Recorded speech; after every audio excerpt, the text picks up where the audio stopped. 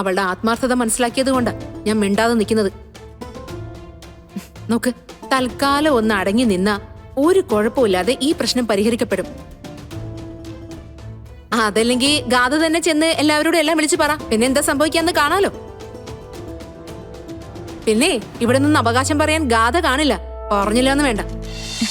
അല്ല, കൃഷ്ണമുളയോടെ ഞാൻ കരുതുന്നത് നമ്മുടെ കൂടെ ഉണ്ടെന്നല്ലേ? ഇനി വീട് നോക്കി കാണാനോ മറ്റോ ഇറങ്ങിയോ?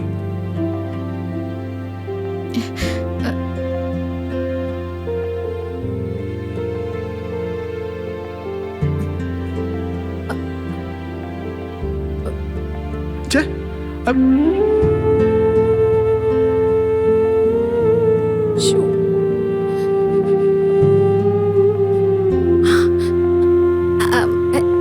കണ്ടോ സാറേ, ഇവിടെ നാഗപൂജ നടക്കുന്നുണ്ടെന്ന് കേട്ടപ്പോ കൃഷ്ണ അവരുടെ കൂടെ കൂടി. അത് നല്ല കാര്യമല്ലേ മോളെ? എന്തായാലും മെനക്കെട്ട് നമ്മൾ ഇവിടെ വരെ എത്തിയതല്ലേ? മോള് പൂജയിൽ പങ്കെടുത്തോട്ടെ. സാറേ, ടേസ്റ്റ് സ്റ്റാർ വിളിക്കുന്നുണ്ട്. ഓ, ആയിക്കോട്ടെ.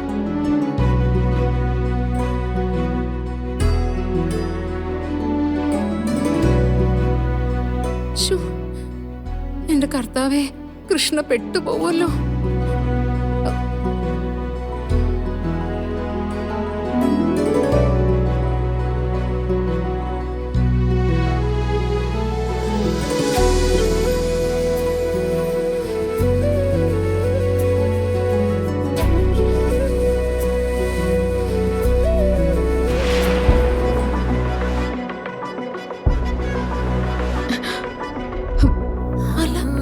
അതല്ലേ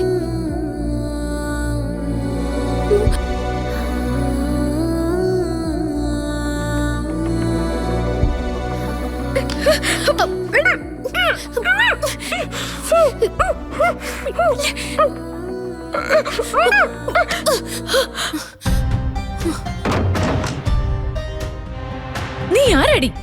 എന്തിനാ ഇവിടെ വന്നേ? ഈ മുറിയിൽ ഇറങ്ങടി.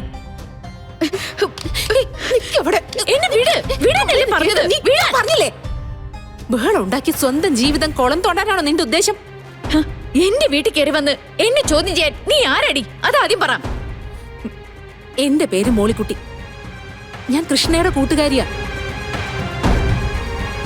ഇവിടെ നടന്ന കഥകളൊക്കെ എനിക്കറിയാം. നവീൻ എനിക്ക് നന്നായിട്ട് അറിയാം. ഗാഥയെ എനിക്ക് നന്നായിട്ട് അറിയാം. പിന്നെ നിങ്ങളുടെ വിവാഹമായിട്ട് ബന്ധപ്പെട്ട് സംഭവിച്ച കാര്യങ്ങളും അറിയാം. ഓ, അപ്പോ എല്ലാം കൃത്യമായി പറഞ്ഞു തന്നിട്ട് എന്നെ കൈകാര്യം ചെയ്യാൻ കൊണ്ടുവന്നതാണ് നിന്നെ. കൈകാര്യം ചെയ്യാൻ കൃഷ്ണ പറഞ്ഞ ഞാനത് ചെയ്യും. പക്ഷെ കൃഷ്ണ ഇവിടെ വന്ന് അങ്ങനെ പെട്ടതല്ല. ആഹാ, അത് നീ പറയണ്ട. എന്റെ ജീവിതം ഇല്ലാതാക്കാൻ വേണ്ടി വന്ന ഒരുത്തിയാണ് അവള്. എല്ലാം നിനക്കറിയാന്നല്ലേ പറഞ്ഞത്? അവള് ചെയ്ത കാര്യങ്ങൾക്കൊക്കെ കൈ നീട്ടി കൂലി വാങ്ങിച്ചുകൊണ്ട് പോയത് അവള് നിന്നോട് പറഞ്ഞില്ലേ? ഞാൻ പറയുന്നത് വിശ്വസിക്കാമെങ്കിൽ വിശ്വസിക്ക്.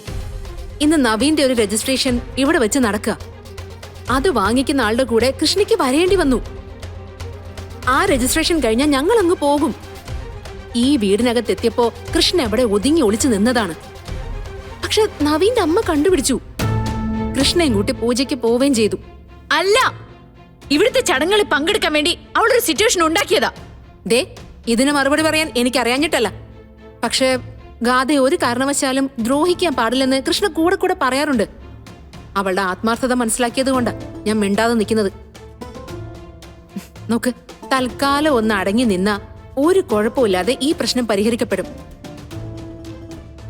അതല്ലെങ്കിൽ ഗാഥ തന്നെ ചെന്ന് എല്ലാവരോടും എല്ലാം വിളിച്ചു പറ. പിന്നെ എന്താ സംഭവിക്കാന്ന് കാണാലോ. പിന്നെ ഇവിടെ നിന്ന് അവകാശം പറയാൻ ഗാഥ കാണില്ല. പറഞ്ഞില്ല എന്ന് വേണ്ട.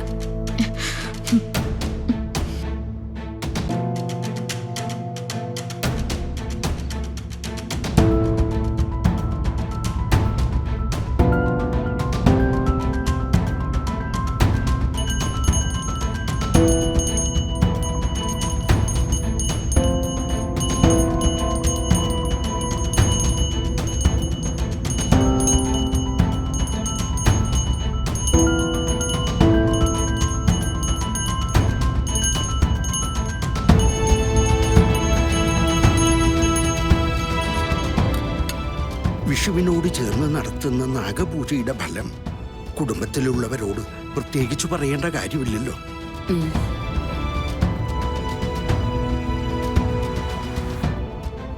ഇനി അടുത്തൊരാള് നാഗദൈവങ്ങളെ പ്രീതിപ്പെടുത്തുന്ന ചടങ്ങാണ്. അതിനെന്തെങ്കിലും വിഘ്നങ്ങൾ സംഭവിച്ചാൽ അതിനുള്ള അനുഭവങ്ങളും ഉണ്ടാവും. കൃഷ്ണ തിരിച്ചെത്തിയത് കൊണ്ട് പ്രശ്നങ്ങളൊന്നും ഉണ്ടാവില്ല. എല്ലാം ഭംഗിയായി തന്നെ പൂർത്തിയാകും.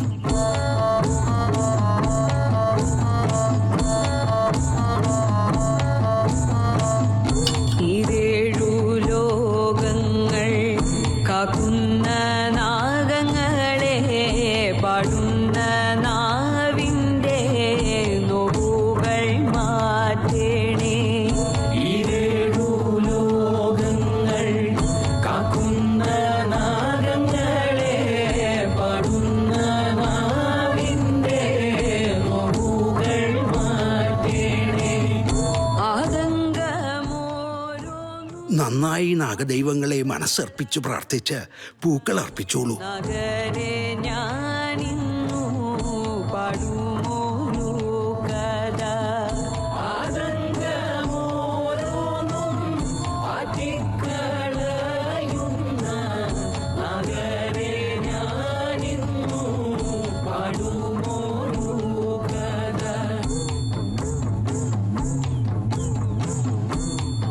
പറഞ്ഞിരിക്കുന്ന വ്രതങ്ങൾ എടുത്തത് മാത്രമല്ല, വ്രതശുദ്ധി കൂടി പരീക്ഷിക്കപ്പെടും ഈ നാഗത്തറയിൽ. ദമ്പതികളല്ലേ ചടങ്ങ് നടത്തുന്നത്.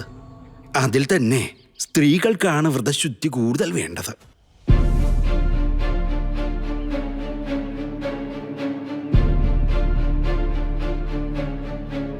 ഏതെങ്കിലും ഒരു സ്ത്രീ വ്രതശുദ്ധിയിൽ വിഘ്നങ്ങൾ വരുത്തിയാൽ അവരതിനനുഭവിക്കേണ്ടി വരും, അവരുടെ ഭർത്താക്കന്മാരും.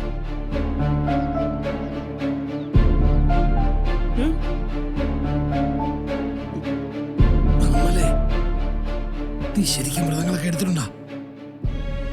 എപ്പോഴും പറ്റിക്കാനുള്ള പോലെ എന്നെ പറ്റിച്ച ഇടി. നീ എന്നെ ചതിച്ചിട്ടുണ്ടെങ്കിൽ എന്നെ പാമ്പോത്തും.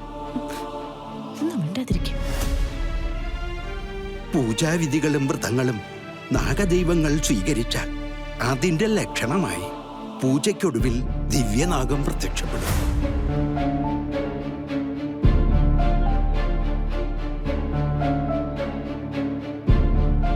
ഇതിന് വേറെ പണിയില്ലേ മനുഷ്യരെ പേടിപ്പിക്കാനായിട്ട്?